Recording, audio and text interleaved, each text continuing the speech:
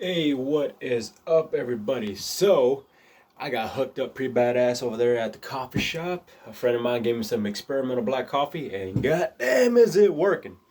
So, I want to kind of talk to the video, not so much about coffee, but about Billy Badasses. And now, let me tell you something about Billy Badasses. Every one of them online making these videos about, okay, when somebody's gonna come stab you, don't do this. Anybody is gonna come towards you, pull your gun, that type of deal.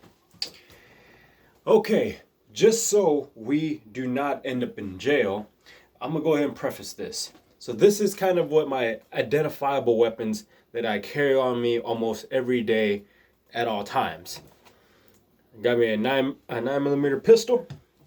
Got myself a multi-tool with different variations of knives inside of it. One serrated, one straight.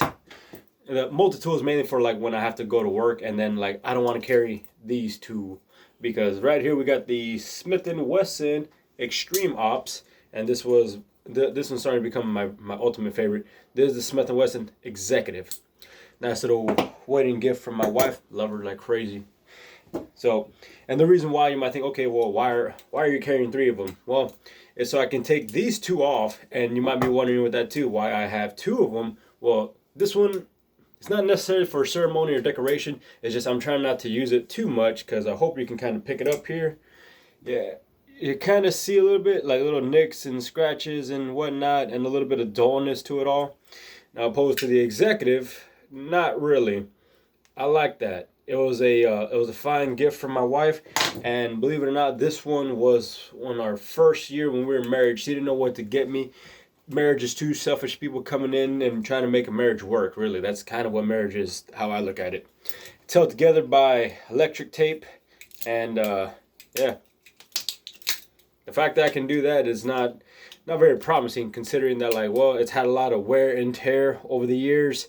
It's been a long time, and I've been together with my wife damn near, I want to say 11 years now. So it was camouflage. Now it's just used. So this is my, hey man, do you got a knife I can borrow quick? Here you go. That way this one stays well protected. And I always carry them like left side, right side. It's pretty simple. And well, the firearm, well, that's pretty self-explanatory. Always carry one. Anyways, so those are my identifiable knives. But with a good amount of training over the years, like some small stuff, like a little bit of MMA, got myself to a green belt, and I know it's not the highest thing ever. It's one of those things like I just couldn't afford it at the time. I had priorities to take care of, so forgive me for that. But I've always had the mindset of trying to you yourself, the individual is the weapon, not the tools to make it as a weapon. You know what I mean? And then, yes, they are weapons. So, with that being said, those are more my visual weapons. But there's all types of things that's always around me that I can always get my hands on. Like, for instance, a pen. And I'm not trying to be John Wick. I just know for a fact if I hold it like here and I just kind of compress it down like that, it can definitely make a nice little pressure point object. And for whatever reason, if I have to, I can just kind of like shim it in as close as I can. It's not gonna do any slicing, but it's definitely gonna cause some pain everywhere and anywhere I put it on somebody. Now, the reason why I said all that is because these Billy Badasses trying to instruct you to just go straight up, draw your weapon for the appendix, and rock and roll. You know what I mean? Yeah, but here's the thing. When the distance, and let me see if I got my nice little canteen here. Check it out. There's the wall. Now, there's the wall opposed to where it's at. That's very, very close of distance. That's really close, especially with somebody holding down like a knife kind of like this. And this is just my kitchen knife. Badass as hell. Another gift from my wife. I'll just show it to you guys real quick. I know, it's cool, man. Real cool. I don't get a whole lot of chances to use it, but when I do, it's always fun to use it. So if somebody was like wielding a knife like this, and I'm keeping it in the sheath for safety reasons, they're wielding something like this, and as you saw, the wall is literally right here. Well, that's too close of a distance. And I know a lot of people have seen them, and I know a lot of you probably know about them.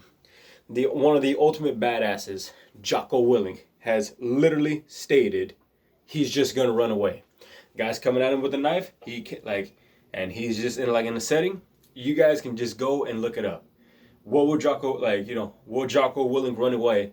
Jocko Willink runs away. Like that whole thing, he's just gonna run away. And that is a badass ultimate Navy SEAL. Fucking probably like an interesting person to have a drink with. I don't know. I never met the guy, but he seems pretty dope. So if an ultimate badass like him can just honestly just say, I'm just gonna run away from a threat like that and it's closing in, it's not cowardly. You're living to fight another day, or you're living to avoid the situation of possibly facing jail time, or I don't know if y'all know this, but if you end up in a shooting of any type, and I've never really been in a major one really, I just been in certain circumstances where like I was actually handcuffed when I was actually not even the aggressor. It wasn't that case. Long story short, public fighting, that type of deal. And was it all in self-defense? Yeah, but the cops don't know that. So before this video gets a little too long, that's what I want to kind of punch on. The whole idea of like, hey, look, it's okay to run away. You don't have to go ahead, pull the gun and fire into like in a crowded area, because oftentimes if you use proper situational awareness, you'll see that there's an aggressor coming towards you. That's how you stay alive. You use your tactics. You mind your situational awareness. You make sure what's around you. I'm not saying go full on hypervigilant like the terminal list or anything like that. I learned all that because of these funny as hell Green Berets from Beers and Breakdown on FNG Academy. Check them out. They're dope. They're funny as shit too. They kind of like Chris Pratt was basically kind of put in like he was hyper vigilant, super Navy SEAL, and you're immediately casing the place and making it extremely obvious, which was actually kind of funny to me when I first saw it. But like I said, being situationally aware and being aware of your surroundings, what's around you, things that just don't seem right, things that are out of place, that actually helps. That's what prolongs your life. And if it's like a dire straight situation where you have to pull a gun, I can understand that. But I don't know if y'all know this. If you pull a gun and you fire it, there's definitely going to be an investigation. If you run for it, there's probably going to be a warrant for your arrest, or at least a warrant out for your questioning. So it's one of those things. Maybe that's a thing you might not want to look at, just opposed to getting a gun, slapping it down right here on Mexican carry. And Mexican carry is where you just basically load a damn gun of it, one in the chamber, just loaded with bullets, ram it into your waist, and just walk around your day. Well, there you go.